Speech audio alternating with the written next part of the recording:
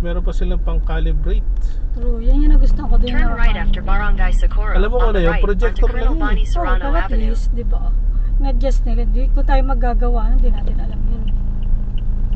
Actually, pwede bang right turn anytime with care dito? Walang nakalagay. Naka-red light tayo eh. I know, pero walang nakalagay na right turn, do not block intersection. Pero walang ano. Mahirap na. Oo, naka-red lang ako. Naka-red ako eh. Nakalid ka, di mag-stop ka. Hindi kasi lahat kami naka-red eh. Nang mabagal lang. Mahirap pa yan. Nasa Emilio Aguinaldo tayo, mag-aano tayo. Riley, we're at... Saan tayo? Pauwi na o hanap bibili ng ano, SSG? Bibili natin yung SSG.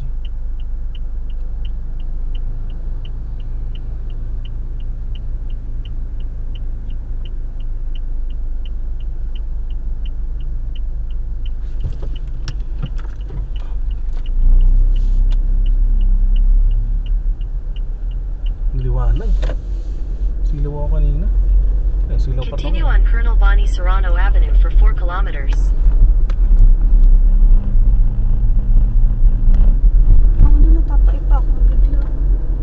Na-excite ka kasi. Oh shit, new lights. I'm gonna shit.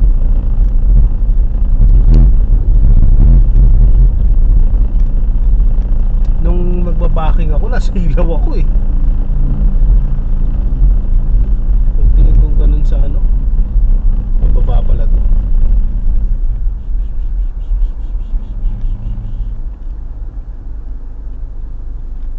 Parang hindi tayo ano, EDSA.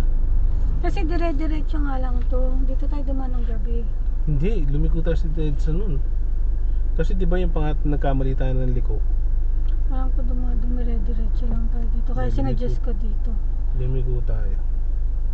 Kasi naalala ko yun yung may barrier na sa buti hindi ako nagmamaneho kasi ano. Yung palikong ganyan. Oo, pero pero lumiko dire-diretso nga. yan. Hindi, lumiko tayo. Lumiko ba tayo? Kaya nga Nandun sabi pa yung mo, EDSA eh. yun nga, alam ko. Doon nga. Kaya nga naalala ko sinabi mo yun eh. Pakita ko sa YouTube video nun na in-upload ko yun eh. Ito kasi lumigo tayo. Hindi ako papatalo sa iyo, Charles. Ano, sige lang. Okay lang. Ang tatai ako. Tell me more! Pag tumakay pa ako rito, dalawa lang tayo magagalit. Alam mo, okay lang sana sa akin eh. Kung hindi mamatay ilong ko. Siyempre mamamatay ilong mo. Ang problema ko rin nun, pag dumikit sa upuan.